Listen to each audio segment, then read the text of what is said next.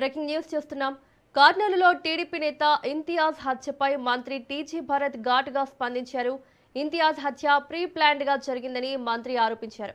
తనకు ఉన్న సమాచారం కూడా పోలీసులకు ఇంటెలిజెన్స్ కు లేదని, ఈ కేసులో జిల్లా ఎస్పీకి కూడా సరైన సమాచారం అందలేదని వ్యాఖ్యానించారు. కర్నూలులో పోలీస్ ఇంటెలిజెన్స్ వ్యవస్థ పూర్తిగా విఫలమైందని మంత్రి టీజీ భరత్ మండిపడ్డారు. అక్రమాలు జరుగుతున్నాయని ఫిర్యాదు చేసినందుకే ఇంతియాజ్ ను హత్య చేశారని ఆరోపించారు. కర్నూలులో ఇప్పటి వరకు 3 హత్యలు జరిగాయని, ఇందులో వైసీపీ నేతల ప్రమేయం ఉందని మంత్రి ఆరోపణలు చేశారు.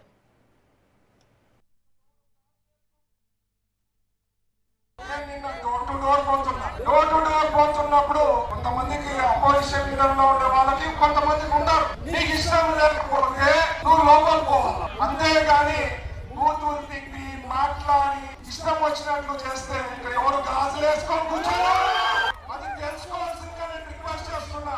మీ పని మీరు చేసుకొని పోండి, నా పని నేను చేస్తాను.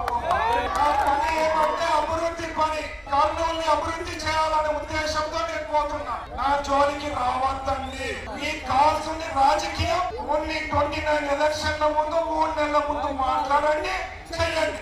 అంతేగాని తిక్క చేష్టలు చేసినా ఇక్కడ ఎవరు గాజు వేసుకొని కూర్చోలేదు. అంతు పెట్టుకోవాల్సిందిగా రిక్వెస్ట్ చేస్తున్నా. అలాగే మా ఫాదర్ ఈ మధ్య ఎవరో పిచ్చిగా మాట్లాడితే మా ఫాదర్ చెప్పారు, మా కాడ ఉండే కాదరు పిచ్చిగా మాట్లాడితే నాని కట్ చేస్తారు అని మా నాన్న దగ్గర ఉండేవాళ్ళు. నా దగ్గర ఉండేవాళ్ళు దానికన్నా చాలా ఎందుకంటే నేను కష్టపడుతున్నా.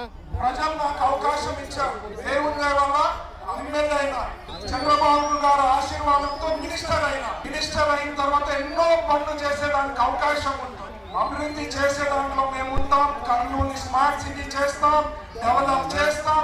మీ ఆశీర్వాదం